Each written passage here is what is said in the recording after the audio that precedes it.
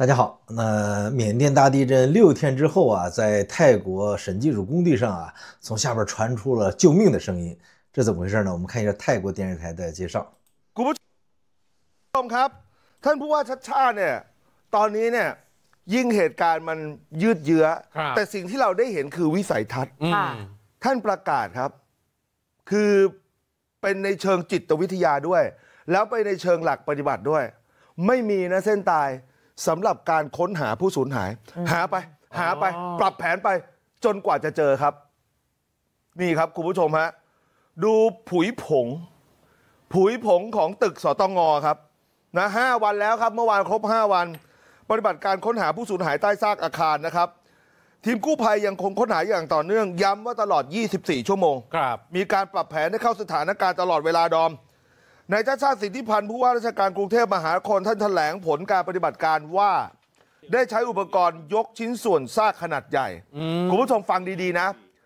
วันเมื่อวานนี้เนี่ยไม่เหมือนทุกวันนะเพราะอะไรอ่ะยกชิ้นส่วนซากขนาดใหญ่10 ชิ้นน้ำหนักรวม100 ตันเพื่อเปิดช่องว่างให้กู้ภัยลงไปค้นหาจนพบผู้เสียชีวิตเพิ่ม1 รายและพบร่างตามปล่องลิฟต์อีก14 รายครับแต่ยังเอาออกมาไม่ได้เพราะมันมีเศษเหล็กจำนวนมากเลยกีดขวางอยู่ก็ปรับแผนกันปรับแผนคุณผู้ชมน้ำแข็งเครื่องจักรหนักคราวนี้ทำแล้วทำจริงแล้วทำควบคู่กันไปเพื่อจะเข้าให้ถึงปล่องลิฟต์นะครับเครื่องจักรหนักที่ว่าคืออะไรอ่ะคุณผู้ชมเห็นแขนไหมน่ะนี่รถแบ็คโฮครับเป็นแบ็คโฮแบบกู้ภัยนะสำหรับปฏิบัติการค้นหามี2 ขั้นตอน1ช่วยชีวิตจะมีชีวิตไม่มีชีวิตต้องช่วยชีวิต2หรือถอนทำคู่กันไปท่านชาติชาติบอกทำคู่กันไปแต่ก็ต้องขึ้นอยู่กับสถานการณ์ที่ต้องประเมินกันเฉพาะหน้าด้วยนะเห็นได้ว่ามีการรื้อถอนเครนออกไปบางส่วนเพื่อเอาเครื่องจักรหนักเข้าไปแทนแล้วนะครับคุณผู้ชมฮะวันก่อนเราจะเห็นอะไรน้ำแข็งเห็นเครนค่อยๆหยิบใช่ไหมใช่ยังไม่ใช้เครื่องจักรหนักใช่ไหมเคยใช้แล้วหยุดไปคราวนี้ใช้แล้วใช้ไปปรับไปถ้าเปรียบเทียบนะครับคุณผู้ชมครับสถานการณ์ในเมียนมาวันก่อนดอมรายงานไปมั้งที่เป็นปาฏิหาริย์น่ะเจอคนแก่รอดชีวิต120 ชั่วโมงเกิน90 ชั่วโมงก็ทำให้ท่านชาติบอกว่านะครับยังมีโอกาสแม้จะต้องยอมรับลงไปทุกขณะว่าโอกาสนั้นมันจะน้อยลงแต่ยังมีโอกาสฟังครับ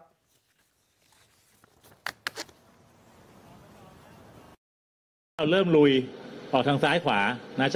ช้อุปกรณ์หนักขึ้นก็คือใช้พวกแบ็คโฮก่อนถ้าเลสคิวช่วงแรกถึงจุดหนึ่งไปต่อไม่ได้ละก็ค่อยๆรื้อถอนด้วยเครื่องมือเบาก่อนจากนั้นถ้าเกิดเครื่องมือเบาไม่พอก็จะเริ่มหนักขึ้นเลสคิวจะหยุดชั่วคราวเพื่อให้ไอ้ตัวแบ็คโฮทำงานแต่ว่าเราคงไม่ได้แบบปี๊ดหยุดไม่มีอย่างนั้นนะมาค่อยๆแล้วก็ประเมินสถานการณ์ไปเรื่อยอย่างที่บอกว่าเราไม่ได้มีเดดไลน์ที่ว่าต้อง7 วันต้องเลิกอะไรอย่างเงี้ยนะเพราะว่ามันขึ้นกับสถานการณ์ผู้ว่าชัดชาติย้ำครับบอกว่าปฏิบัติการรื้อถอนเนี่ยถ้าเจอโพรงหรือว่าพบร่างหรือพบสัญญาณชีพจะหยุดรื้อนะครับนี่ไงที่ว่าทำควบคู่ไปดอมคือเอาออกยกออกถ้าเจอร่างเจอสัญญาณชีพปุ๊บโพรงหยุดหยุดทีมค้นหาเข้าเครื่องจักรหนักหยุดทีมค้นหาเข้านะครับจะทำแบบนี้จนกว่าจะพบผู้สูญหายครับแล้วล่าสุดคุณผู้ชมความหวังมันมีนะความหวังมันมีเพราะที่ลิฟต์ตัวหนึ่งครับคุณผู้ชมฮะแล้วก็บันไดหนีไฟที่มันยุบตัวตรงกลางนะครับตอนนี้ทีมรื้อถอนเร่งดำเนินการนะครับเอาเวลามาดูภาพรวมก่อนนะครับข้อมูลจากกองอำนวยการร่วมเมื่อวานนี้เนี่ยสรุปจำนวนผู้เสียชีวิตอยู่ที่15 รายเป็นชาย8หญิง7นะครับได้รับบาดเจ็บ9 รายและอยู่ระหว่างติดตามค้นหาอีก72 รายครับคุณผู้ชมบอกเบิร์ตก็เล่าไปบอกเจอตรงนั้นเจอตรงนี้ทำไมจำนวนผู้เสียชีวิตไม่เพิ่มเขาต้องมาพิสูจน์ก่อนพิสูจน์ตัวตนพิสูจน์อัตลักษณ์ก่อนเขาถึงจะใส่ลงไปในนี้นะครับในการสรุปนะครับจำนวนผู้เสียชีวิตเนี่ยนี่แหละที่พี่เบิร์ตบอกว่าเครื่องจักรหนักมันมีความสำคัญต่อให้สมมติถ้าเกิดว่าคือกลัวอยู่2 อย่าง1ถ้าเกิดว่าใช้เครื่องจักรหนักบางทีแบบมันจะคลื่นลงมาการยุบตัวต่างๆกับอีกเรื่องหนึ่งคือเสียงของเครื่องจักรหนักมันดังคุณผู้ชมรู้ไหมไอตอนที่กำลังที่จะคือกู้ซากต่างๆปังยุดมีเสียงสัญญาณชีพมีเสียงเหมือนคนขอให้ช่วยชีวิตเหรอคะฟังดีๆค่ะก็ลุยต่อครับพวกเราก็ความหวังเล็กๆไม่ได้ใหญ่นะไม่ได้เยอะ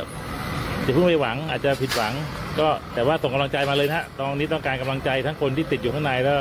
คนที่กำลังเข้าไปช่วยโอเคครับคนชั่วๆไม่ต้องไปสนใจหรอกนะเราคิดแต่เรื่องดีๆ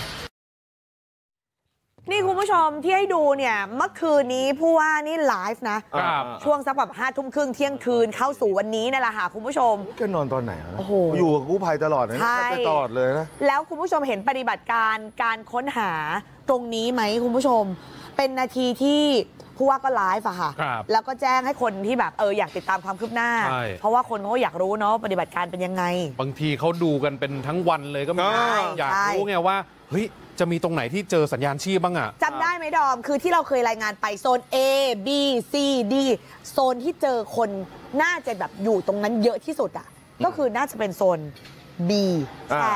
โซน B ตรงนี้นั่นแหละค่ะคุณผู้ชมคือเขาบอกว่ากู้ภัยอะได้ยินเสียงตอบรับในพื้นที่โซน B คุณผู้ชมมาได้ยินตอนสัก5 ทุ่มกว่าใช่แล้วก็เนี่ย5 ทุ่มครึ่งกับเที่ยงคืนแล้วทีนี้ก็เลยส่งสัญญาณให้ทีมด้านนอกหยุดแบบเมื่อกี้ที่พี่เบิร์ดบอกว่าเสียงข้างนอกมันปงปังอยู่ใช่ไหมให้หยุดก่อนหยุดส่งเสียงดังเป็น10 นาทีเลยนะหยุดเคลื่อนไหวเป็น10 นาทีเลยนะหาต้นเสียงจุดที่อยู่ใต้ซากอาคารเสียงนั้นน่ะเสียงตอบรับนั้นน่ะมันดังมาจากตรงไหนแล้วคุณผู้ชมเขาบอกว่ามีการส่งสัญญาณคุยตอบโต้ดีมากอันเนี้ยคือสิ่งที่เมื่อคืนได้จากไลฟ์ล่าสุดค่ะทีมกู้ภัยไปเลยทั้งไม่ว่าจะเป็นไทยหรือต่างชาติไปกัน50 กว่านายมาตรงจุดตรงนี้คุณผู้ชมแล้วคือต้องทำงานแบบกดดันก็กดดันนะต้องฟังสัญญาณตอบรับจากคนที่คาดว่าน่าจะรอดชีวิตตรงนั้นด้วยค่ะและล่าสุดเจ้าหน้าที่เขาใช้เครนยกซากปูนขนาดใหญ่ที่ปิดทับแล้วก็มีโพรงอยู่ข้างใต้ใช่ไหมโพรงตรงนั้นลึกสักประมาณ 3-5 เมตรทีมกู้ภัยก็ต้องเร่งนำกำลังลงไปตรวจสอบแล้วก็เดี๋ยวเตรียมเจ้าหน้าที่เตรียมรถพยาบาลฉุกเฉินสแตนบายเลยถ้าเกิดเจอผู้รอดชีวิตจะได้เร่งช่วยเหลือได้ทันนะคะเมื่อกี้ตอนที่พี่เบิร์ดรายงานไปบอกว่ามี14 รายใช่ไหมที่เห็นแล้วล่ะเห็นร่างแล้วแต่ยังเข้าไปไม่ถึงเราส่งกำลังใจกันต่อคุณผู้ชมฮะแต่คนที่ได้ออกมาแล้วคนที่รอดชีวิตคุณผู้ชมอยากรู้ไหมว่าตอนเกิดเหตุเขารอดมาได้ยังไงพี่สุนันท์นะพี่สุนันท์นี่ก็เห็นเลยเห็นเศษอิฐปูนหินอะไรมันล่วงลงมาแล้วอาคารเริ่มสั่นนี่ครับพี่สุนันท์เป็นช่างก่อสร้างที่ทำงานในตึกนั่นเลยสำนักงานการตรวจเงินแผ่นดินแห่งใหม่ครับเขาบอกตอนนั้นช่วงบ่ายทุกคนก็แยกย้ายก็ไปทำงานตามที่ได้รับมอบหมายผมเนี่ยเห็นเศษก้อนอิฐก้อนหินมันร่วงตกลงมาแล้วอาคารเริ่มไหวแล้วเริ่มไหวปุ๊บทุกคนเริ่มรับรู้ว่าแผ่นดินไหวแน่ๆก็ทยอยพากันออกจากตึกครับผมเนี่ยทำงานอยู่ชั้น5ก็ตะโกนให้ลูกน้องบอกไปบันไดหนีไฟบอกให้ไปทางนั้นมีคนงานหลายคนหนีออกไปทางชั้น1เพื่อจะออกไปนอกตึกแต่พี่สุนันท์เนี่ยลงไปใต้ดินนะพอก้าวลงไปถึงชั้นใต้ดิน5-9 คลืนเลยคุณผู้ชมถล่มครับฝุ่นตลบไปหมดเขาบอกทางนี้มองถ้าไม่เห็นเลยฮะพอตึกสั่นปุ๊บก็มันแค่แป๊บเดียวทุกคนก็วิ่งชุลมุนกันแล้วมันนานไหมกว่ามันจะถล่มไม่นานพี่ไม่ถึง10 วิด้วยซ้ำเพราะว่ามันเสียงมันระเบิดเสียงเสาอะไรมันระเบิดกันก็ทุกคนออกกันชั้น1ชั้น2เดี๋ยวผมทะลุลงใต้ดินก็ประมาณ3 ครั้งแล้วมั้งเสียงระเบิดประมาณตึ้ม3 ครั้งก็สุดลงตอนนั้นคือที่มันสุดลงมาพี่ถึงชั้นไหนล่ะชั้นใต้ดินครับแต่วิ่งออกมาได้ประมาณแค่5-9ตึ้มก็บอกเสียงระเบิด3 ครั้งแล้วก็พังสุดลงมาเลยหลังตึกถล่มพี่สุนันท์แล้วพี่ทำไงต่อเขาบอกเขาต้องคลำหาทางออกเพราะว่าฝุ่นมันตลบไปหมดมันมองอะไรแบบมองอะไรก็ขาวๆเทาๆไปหมดเขาพยายามเพ่งหาแสงสว่างที่มันส่องลอดเข้ามาครับเพื่อจะเดินไปยังจุดที่ให้พ้นรัศมีของตึกแล้วก็จับแขนคนที่ยังเคลื่อนไหวอยู่นั่นหมายความว่าเขายังรอดชีวิตไงพากันเดินใช่ไหมใช่จับแขนต่อๆกันไปพากันปีนออกมานอกตึกครับโดยพี่สุนันท์ยังเชื่อว่าวันนี้นะยังมีคนรอดชีวิตแหละแค่ยังติดอยู่ใต้ซากตึกเพราะบางพื้นที่น่าจะมีโพรงที่ยังไม่ได้โดนตัวอาคารทับลงไปน่าจะมีคนอยู่แถวนั้นครับเขาก็เฝ้ารอขอให้เจ้าหน้าที่เจอผู้สูญหายโดยเร็วฮะไม่นานพี่ไม่ถึง好好的，这就是泰国电视台啊新出的一期节目，这里边啊有嘣嘣嘣的声音啊，是既让人感到触目惊心，又充满希望啊。一个砰砰砰呢是这位宋南先生啊，也姓宋啊，泰国也有姓宋的啊，他是幸存者啊，他当时呢躲进了地下室，从地下室逃生。那么看来地下室的结构还是可以的。那么从地下室逃生的过程中啊，他听到了砰砰砰3个声音。那这3个声音啊，你可以有各种解读。我个人觉得呀，可能就是地下的柱子断的声音，地下柱子断的声音。因为很清晰的砰砰砰的3个声音。另外一个呢，就是在就是前面啊，主持人说的。有人在求救啊，也发出了敲砰砰砰的声音，所以这里边呢就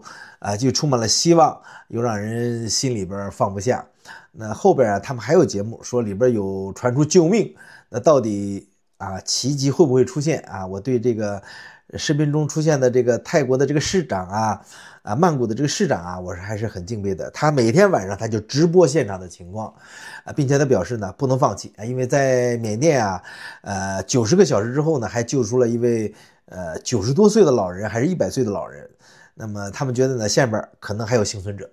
所以他们最终是不会放弃始终保持这种积极的救援心态。好吧，这就是今天的一个 reaction 我们看了一个叫